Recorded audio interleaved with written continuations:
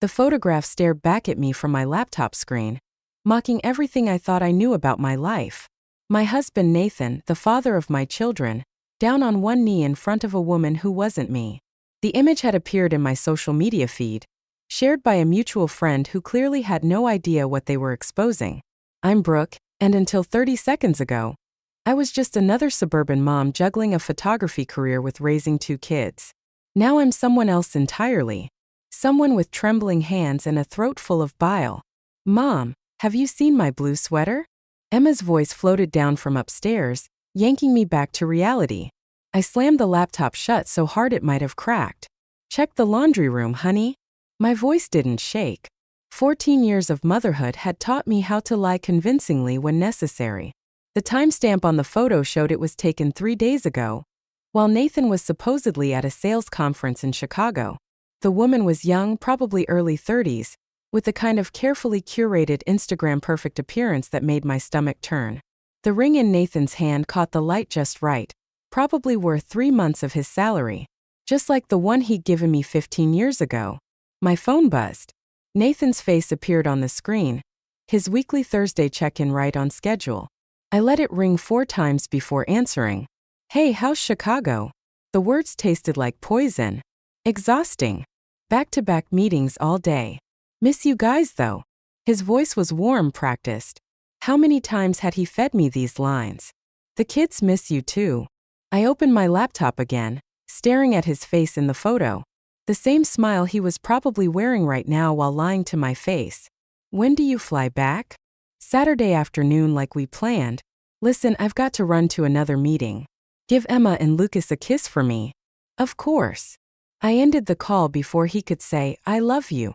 Some lies I couldn't stomach hearing right now. The house felt different suddenly, like all our family photos were mocking me from their frames. 15 years of memories, each one now tainted with doubt. How long had this been going on? How many business trips weren't really business trips at all? My camera bag sat in the corner of my home office, filled with thousands of dollars worth of equipment I used to capture other people's perfect moments. The irony wasn't lost on me. Mom! Lucas appeared in the doorway, my 11-year-old son clutching his math homework. Can you help me with these word problems? I forced a smile. Sure, buddy. Pull up a chair. As I helped Lucas work through his multiplication tables, my mind raced through the past few months. The new cologne, the gym membership, the late meetings and networking events. All the classic signs I'd been too trusting to question. My phone buzzed again, a text this time. Nathan had sent a photo of himself at what looked like a conference center, complete with a generic, wish you were here message. The timestamp showed it was taken yesterday. My fingers hovered over the screen, tempted to send back the proposal photo with a simple, wish I was there too. But no, that would be too easy, too quick. Nathan had spent months, maybe years, crafting his perfect double life. His careful lies deserved an equally careful unraveling. Mom? Earth to Mom. Lucas waved his hand in front of my face. Is 7 times 8 56? Yes, sweetheart. That's exactly right. I squeezed his shoulder, suddenly fierce with protective love. Whatever happened next, I had to handle it carefully. Emma and Lucas didn't deserve to have their world shattered as brutally as mine had been. I reached for my phone again, scrolling through my contacts until I found Rick Davidson, private investigator. We'd worked together on a few corporate events where I'd been the photographer. He owed me a favor. It was time to start gathering evidence. Nathan thought he was the only one who could play this game. He was about to learn otherwise. Rick's office smelled like stale coffee and old paper. He hadn't changed since the last corporate event I'd photographed for him. Same worn leather chair. Same knowing smile that said he'd seen it all before. 2 phones, I said, sliding Nathan's phone bill across his desk. One's registered to his company, the other's personal. But there's a third number that keeps showing up on both bills. Rick picked up the papers, his eyes scanning the highlighted sections. How long has he been using separate phones? 6 months, maybe longer. That's as far back as I could access the records. My fingers drummed against the armrest, a nervous habit I couldn't shake. I need to know everything, Rick. Where he goes, who he meets, what lies he's telling. Surveillance isn't cheap, Brooke. I pulled out my camera bag.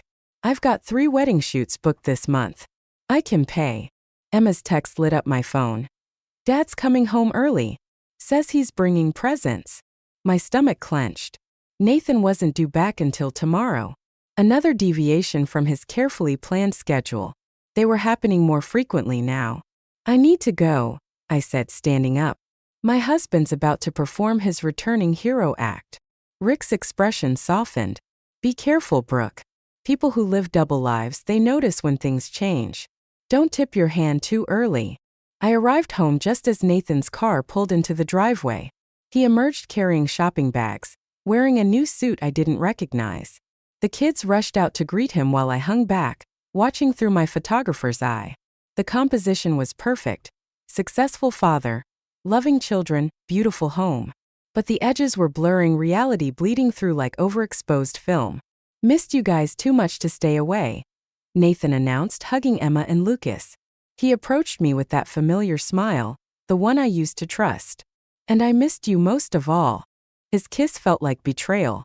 His new cologne mixed with something else. A floral scent that definitely wasn't mine. You're home early, I said, keeping my voice light. Everything okay at the conference? Wrapped up sooner than expected. He handed me a small box from one of the bags. Thought you might like this.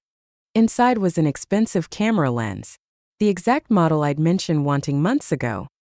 He'd been listening then, planning ahead, building his alibis with careful attention to detail. It's perfect, I lied, matching his performance. Thank you. Later that night, after the kids were asleep, I watched Nathan unpack. New shirts carefully folded. A receipt for a restaurant I didn't recognize. His movements were practiced, efficient, a man used to compartmentalizing his life. The conference center looked nice in your photo, I said, testing the waters. Where was it again? The Marriott downtown. He didn't look up from his suitcase. Standard corporate setup. I thought of the proposal photo, definitely not taken at any Marriott. Must have been exhausting, all those meetings. You have no idea. He finally met my eyes, and for a moment I saw something flicker there. Guilt? Fear? I'm just glad to be home. My phone buzzed, a text from Rick. Meeting tomorrow. Found something interesting. Everything okay? Nathan asked, noticing my expression. Just work stuff. A client wanting to reschedule. The lies came easier now, flowing both ways in our marriage like poison in the groundwater. Emma appeared in the doorway, her artist's eye taking in the scene. Dad, your new suit looks expensive. Company's doing well, sweetheart. Thought I deserved a treat. I watched our daughter process this, saw the slight furrow in her brow. She was 14, old enough to sense when things didn't add up. I needed to move carefully, protect her and Lucas from whatever explosion was coming. Nathan's phone chimed, the other one, the one he thought I didn't know about. He glanced at it casually, but his shoulders tensed. Work never stops, he said with a forced laugh, stepping into the hallway to answer it. I met Emma's questioning gaze and managed a smile. Why don't you show me that new sketch you were working on?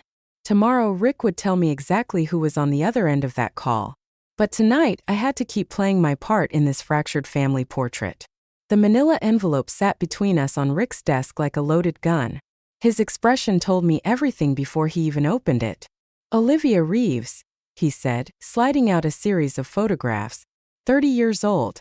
Marketing director at Clayton Industries. She's been seeing Nathan for at least 18 months. Each photo was like a knife twist. Nathan and Olivia at restaurants I'd never been to. Holding hands in a park across town. Entering an apartment building I didn't recognize. The timestamps marched backward through months of betrayal. The apartment's in her name, Rick continued. But Nathan's been paying the rent through a shell company.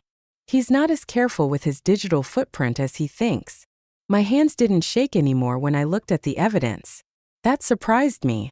The ring in the proposal photo? Purchased 3 weeks ago. Tiffany's. He used his business account. I thought of the camera lens he'd bought me. His guilt wrapped in expensive glass and metal. What else? Rick hesitated. There's something you should know about Clayton Industries. They're about to announce a merger with Nathan's company. He's been leading the negotiations. The pieces clicked together with nauseating clarity. She's not just his mistress. She's his ticket to a promotion. The merger goes public next month. The timing of the proposal makes everything look legitimate. I finished his thought. No one questions the executive marrying the marketing director after a merger. They just assume they met during negotiations. My phone buzzed. Emma asking if I'd be home for dinner. Nathan was cooking, apparently, playing the devoted husband while his carefully constructed new life took shape. There's more, Rick said quietly. Olivia's pregnant. 8 weeks. The room tilted sideways. I gripped the edge of Rick's desk, feeling the rough wood under my fingers, anchoring myself to something solid while my world spun apart. Does she know? My voice sounded distant. About me? About the kids? No. Nathan told her he's been separated for a year, living in a guest house on the property to help with the children's transition. Rick's disgust was evident. She thinks he's being noble. I gathered the photos, my photographers eye noting the technical details to avoid processing the content. Good composition. Natural light. Clear focus on the betrayal. I need copies of everything, I said. And I need to know exactly when they're meeting next. Brooke. Rick's voice held a warning. Whatever you're planning. I'm not planning anything yet. The lie came easily. I just need to know. At home, Nathan was in the kitchen teaching Lucas how to make pasta from scratch. Flour dusted his expensive shirt. Emma sat at the counter sketching the scene. The perfect family moment, staged by a master manipulator. There's my beautiful wife, Nathan smiled, coming over to kiss me. I turned my head slightly, making it land on my cheek. A small rebellion, but his slight frown told me he noticed. How was your shoot? He asked, returning to the pasta maker. Illuminating. I watched him roll the dough thinner. Actually, I've been thinking about expanding the business. Maybe doing some corporate work. Nathan's hands paused for a fraction of a second. Oh, Clayton Industries is looking for a new photographer for their annual report. Thought I might submit a portfolio. The pasta maker cranked to a stop. Nathan's knuckles whitened on the handle. That's ambitious, he said carefully. But maybe stick to what you know best? Wedding photography is your strength. Emma looked up from her sketch, her artist's eye catching the tension. I think Mom should go for it. Her corporate shots are amazing. Thanks, sweetie. I held Nathan's gaze. Sometimes it's good to step out of your comfort zone. Try something new. Don't you agree, honey? He forced a smile. We'll discuss it later. That night, I lay awake listening to Nathan's steady breathing beside me. 8 weeks pregnant. A new life growing while our old one crumbled. I thought about Olivia, probably lying awake too, dreaming of her future with a man who excelled at selling beautiful lies. My phone lit up with a text from Rick. Tomorrow. Lunch meeting at the Grove. 1 p.m. I turned off the phone and closed my eyes, already planning my next move. Nathan wasn't the only one who could play a long game. The Grove buzzed with the lunch crowd as I positioned myself at a corner table, camera in hand. Just another photographer working on her portfolio. The perfect cover for watching my husband meet his pregnant mistress. Jenna slid into the seat across from me, right on schedule. Are you sure about this? Keep your voice down. I adjusted my lens, framing the entrance. You're here to make this look like a business meeting, remember? Brooke. Her hand covered my camera. You're shaking. I was. The weight of Rick's latest revelation still pressed against my chest. This morning's manila envelope had contained bank statements showing Nathan had been siphoning money from our joint accounts for months. College funds. Retirement savings. All quietly disappearing into offshore accounts. He's not just betraying me, I said, moving Jenna's hand away. He's stealing our children's future. The lunch crowd parted and there they were. Nathan in his tailored suit. Olivia in a cream dress that didn't quite hide her small bump. They looked like something out of a magazine spread. The successful executive and his beautiful young fiancée. Through my viewfinder, I watched them settle at their table. Nathan pulled out her chair just like he used to do for me. Their hands met across the table, wedding rings conspicuously absent. Emma asked me this morning if everything was okay between her father and me, I said, keeping my voice steady as I clicked the shutter. She's not sleeping well. Says the house feels different. Kids always know, Jenna murmured. Even when we think we're protecting them. Nathan leaned in close to Olivia, showing her something on his phone. Her face lit up with joy. Wedding venues, maybe. Or nursery designs. My camera captured it all. Evidence of happiness built on stolen dreams. My phone buzzed. A text from Emma. "Mom, can we talk when you get home? It's important." "I need to end this," I said, lowering the camera, "before Emma and Lucas get hurt even more." "What are you thinking?" I watched Nathan signal for the check, his other hand still entwined with Olivia's. The merger announcement is in 3 weeks. Nathan's planning to move out right after. Make it look like an amicable separation. How do you know? Because I found the lease agreement for his new place. Signed last week, starting next month. 3 bedrooms. Space for a nursery. Jenna's sharp intake of breath matched the twist in my gut. That son of a... But he doesn't know that I know about Clayton Industries, I continued, my voice hardening. Or about the pregnancy. Or the money. Brooke. Jenna's warning tone was back. The Clayton family is hosting their annual charity gala next weekend. Nathan will be there with his executive team, presenting the merger details to the board. And I just got hired as their event photographer. I smiled, but there was nothing warm in it. Apparently, someone showed them my portfolio. Nathan and Olivia were standing now, preparing to leave. He helped her with her coat. Another familiar gesture twisted into something painful. "You're going to expose them at the gala?" Jenna asked, horror creeping into her voice. "No." I packed away my camera, my movements precise and controlled. "I'm going to give Nathan exactly what he wants. The perfect public image. The successful businessman. The devoted family man. I don't understand. The higher he climbs, the harder he'll fall." I stood up, watching my husband guide his pregnant mistress through the restaurant. "And I'm going to make sure everyone is watching when he does." My phone buzzed again. Emma sending a follow-up text. "Found something in Dad's office. Need to show you." The timing couldn't have been worse. Or better. Emma was already piecing things together. Maybe it was time to stop protecting her from the truth and start preparing her for what was coming. "You know this will change everything," Jenna said softly. "Once you start this, everything's already changed." I shouldered my camera bag, my decision crystallizing. Nathan just doesn't know it yet. Emma's discovery lay on my desk like a live grenade. A second phone, sleek and black, hidden behind Nathan's filing cabinet. She'd found it while looking for art supplies in his office. The screen was locked, but it didn't matter. I already knew what it contained. "I didn't mean to snoop," Emma said, perched on the edge of my chair. "But Dad's been acting weird, and I thought, you're not the one who did anything wrong." I wrapped an arm around her shoulders, feeling her slight trembles. "Thank you for showing me." The Clayton Industries gala invitation sat next to the phone, its gold embossing catching the afternoon light. 3 days away. Nathan had already announced he'd be working late that night, laying his alibis with practiced care. My phone buzzed. Rick's latest update. Olivia's parents confirmed for the gala. Board members too. Everyone who matters will be there. "Mom." Emma's voice pulled me back. "Are you and Dad getting divorced?" The question hung between us, sharp as broken glass. Before I could answer, the front door opened. Nathan's footsteps in the hallway. Lucas's excited voice greeting him. "We'll talk later," I whispered, squeezing Emma's hand. "Everything's going to be okay." Nathan appeared in the doorway, his smile faltering slightly at finding us in his office. "What's going on here?" "Emma's helping me prep for the Clayton shoot," I said smoothly, sliding the second phone under some papers. I wanted her artistic eye on some composition ideas. "Right, the gala." He loosened his tie, watching us carefully. "You know, maybe it's not the best timing. With everything going on at the company, everything's arranged."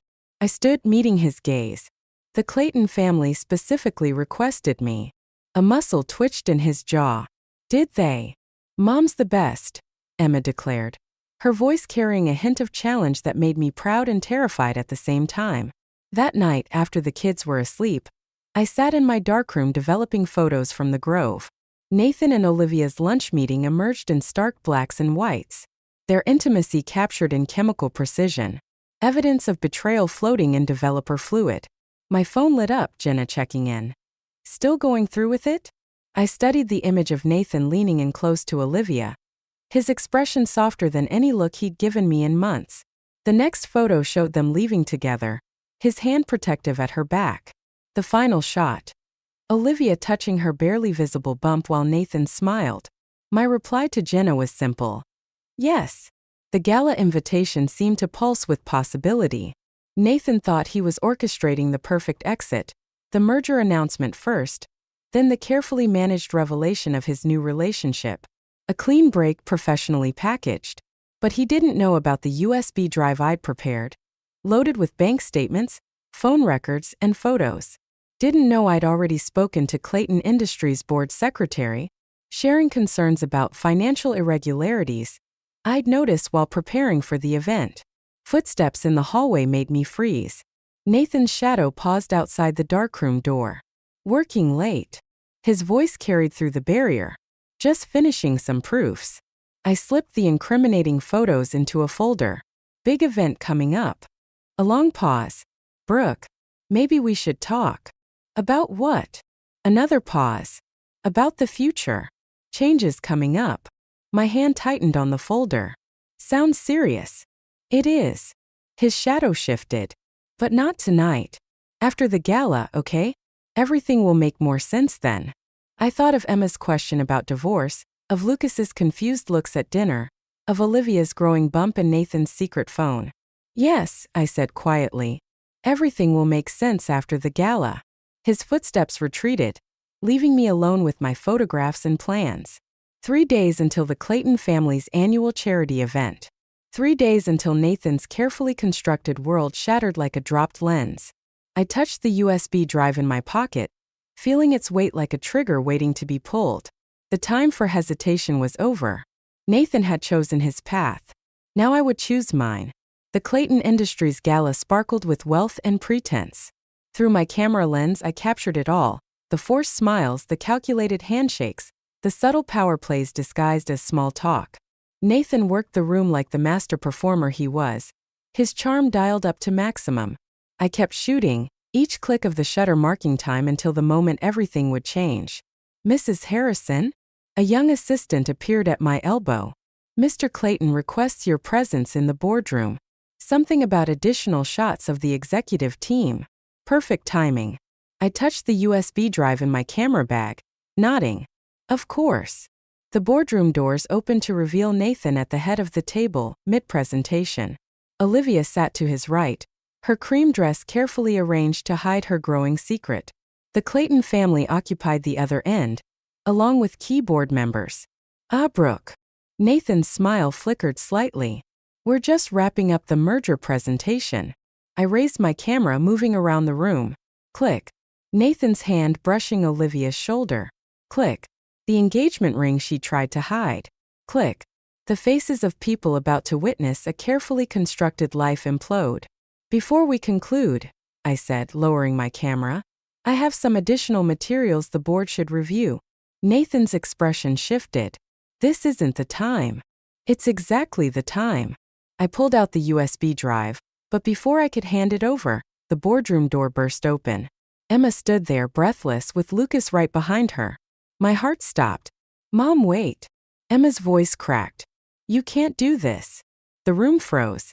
Nathan's face drained of color. Olivia's hand moved protectively to her stomach. Emma, Lucas, you shouldn't be here. Nathan stood, trying to take control. How did you even? We followed Mom, Lucas said. We knew something was wrong. My carefully planned revenge crumbled as I watched my children's faces. They knew. They'd known all along. And now they were here to witness everything fall apart. Perhaps we should take a break, Mr. Clayton suggested, looking uncomfortable. No. Emma moved to stand between me and Nathan. Mom found Dad's other phone weeks ago. We've known about. She glanced at Olivia, who had tears streaming down her face. About everything. And we hate what Dad did, Lucas added, his small voice steady. But this isn't you, Mom. You're better than this. The USB drive felt like lead in my hand. All my evidence, all my righteous anger, suddenly seemed hollow under my children's clear-eyed judgment. They're right. Nathan's voice was quiet. I'm the one who should face the consequences. Not like this, not with some public spectacle that hurts everyone. Hurts everyone? I finally found my voice. You stole their college funds. You're having a baby with. What? Emma's head whipped toward Olivia. Lucas grabbed his sister's hand. The boardroom erupted in whispers. Olivia stood abruptly, knocking over her water glass. The sound of shattering glass matched the breaking of my resolve. I'm sorry, Olivia whispered, looking not at Nathan but at my children. I didn't know. He told me you knew, that you understood. Understanding requires honesty, Emma said, sounding far older than her 14 years. Something Dad forgot about. Mr. Clayton cleared his throat. Nathan, I believe we need to have a private conversation about your position with the company. I watched my revenge plan dissolve, replaced by something more powerful. My children's dignity in the face of betrayal. They'd chosen the higher ground I'd almost abandoned. The merger documents, Nathan said weakly. They're already are worth nothing compared to our reputation, Mr. Clayton finished. Brooke, thank you for bringing this to our attention, though perhaps not quite as planned. I nodded, gathering my camera bag. Emma and Lucas moved to flank me, their presence both a comfort and a rebuke. We should go home, I said quietly. As we left the boardroom, I heard Olivia's muffled sobs and Nathan's desperate attempts to salvage something. His job, his reputation, his lies. But none of it mattered anymore. My revenge had failed, but something more important had emerged from the wreckage. My children's unwavering moral compass, pointing toward a better way forward. Nathan stood in our driveway 3 days after the gala, loading boxes into his car.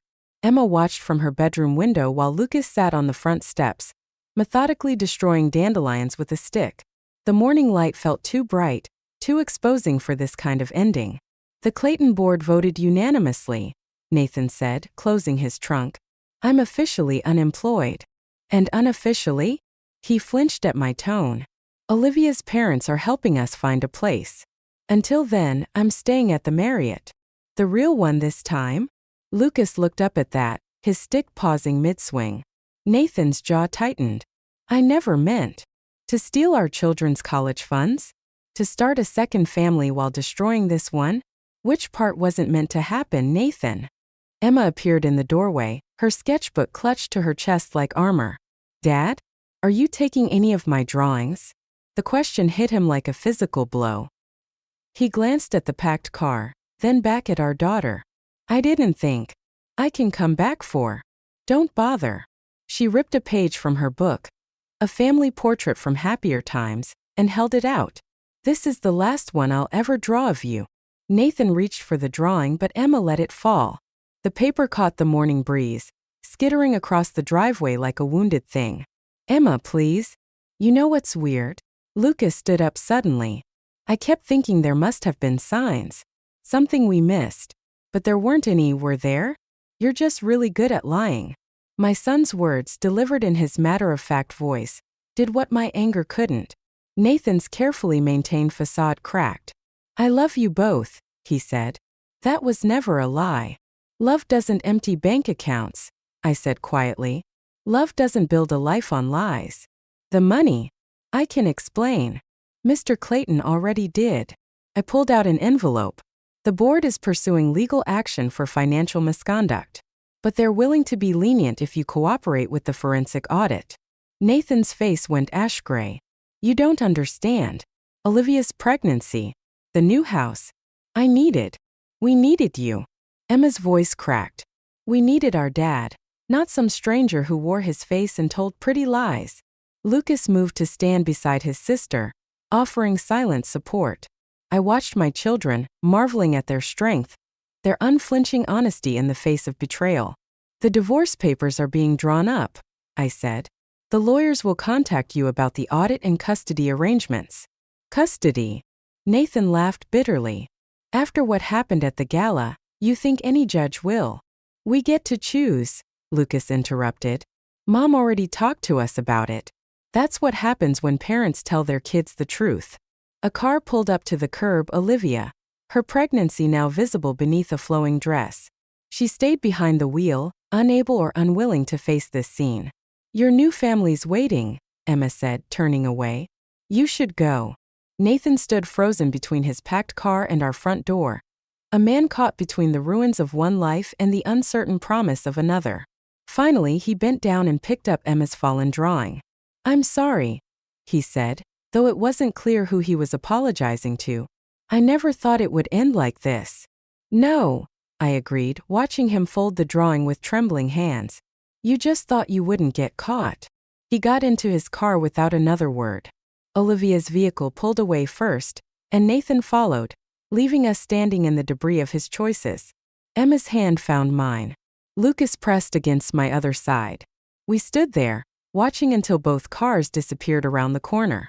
What happens now? Lucas asked. I looked at my children, hurt but unbroken, angry but unbowed. Now we rebuild. Together. Emma squeezed my hand. Without lies. Without lies. I promised, leading them back into our house, which already felt different, lighter somehow, as if truth had its own gravity, pulling us toward a new center. The divorce papers arrived on the same morning as the letter from Olivia's lawyer. I found Emma at the kitchen table, already reading the second document. She'd started checking the mail before me, hungry for news of how our story would end.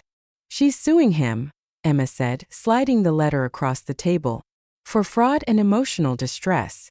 Like mother, like mistress, I murmured, but the old bitterness had faded to something quieter. Lucas bounded in, fresh from soccer practice. Mom, can we hang my new photos in the darkroom? Coach says I've got a good eye. The darkroom had become our shared space, where Lucas learned to develop film and Emma sketched while I worked. The walls now held a growing gallery of our family's new shape. 3 people instead of 4, stronger at the broken places. Speaking of photos, Emma said carefully, Dad's baby shower invitation came. With pictures. My hand stilled on Lucas's camera. And I threw it away. She met my eyes. Some things we don't need to see. The doorbell rang. Jenna arriving for our weekly coffee. These days she brought contracts instead of consolation. My business had expanded since the Clayton Gala. My reputation for capturing uncomfortable truths attracting high-profile clients. You'll never guess who called, Jenna said, settling at the table. Olivia's lawyer. They want to hire you for the court documentation. Emma's head snapped up. Lucas stopped fiddling with his camera. That's. I searched for the right word. Poetic. It's perfect, Emma declared. Make him face his own reflection. The way you made him face ours, Lucas added. I studied my children, Emma's fierce certainty, Lucas's quiet strength. They taught me more about justice than revenge ever could. I'll take the job, I decided. But not for revenge. For what then? Jenna asked. Before I could answer, my phone buzzed with a text from Rick. Nathan's trying to access the offshore accounts. Clayton's lawyers are moving to freeze everything. Mom. Emma's voice held a question. I showed them the message. No more secrets, that was our new rule. He's running, Lucas said, understanding immediately. Let him, I replied and meant it. We've got our own path to follow. Jenna raised an eyebrow. And Olivia's case? I'll document it honestly. Every frame, every moment. I touched my camera, thinking of all the ways truth could be captured and preserved. That's not revenge, it's justice. There's a difference. Emma pulled out her sketchbook. A new one filled with drawings of our reformed family. I've been thinking about that difference. Maybe revenge is about looking backward, but justice looks forward. Deep thoughts for breakfast, Lucas teased, but he was nodding. The morning light streamed through our kitchen window, catching the dust motes in its beam. Through my photographer's eye, I saw us as we were. Not broken but reconstituted. Not victims but survivors. I need to respond to Olivia's lawyer, I said, standing. Then we should finish hanging Lucas's photos. And my new sketches? Emma asked. Those too. I smiled. We've got plenty of wall space now. As I headed to my office, I heard Lucas ask Emma about her latest drawing project. Their voices followed me, warm and real and present. No pretense, no perfect family facade. Just truth, with all its sharp edges and unexpected beauty. My camera sat ready on my desk, next to the contract from Olivia's lawyer. I thought about Nathan, scrambling to salvage what he could of his carefully constructed lies. About Olivia, choosing truth over comfort. About my children, who'd shown me that the best revenge wasn't revenge at all. I picked up my pen to sign the contract, ready to document one more chapter of this story. Not for the satisfaction of watching Nathan fall, but for the simple power of letting truth speak through my lens. Sometimes justice was quiet. Sometimes it looked like nothing more than people choosing to face reality one frame at a time.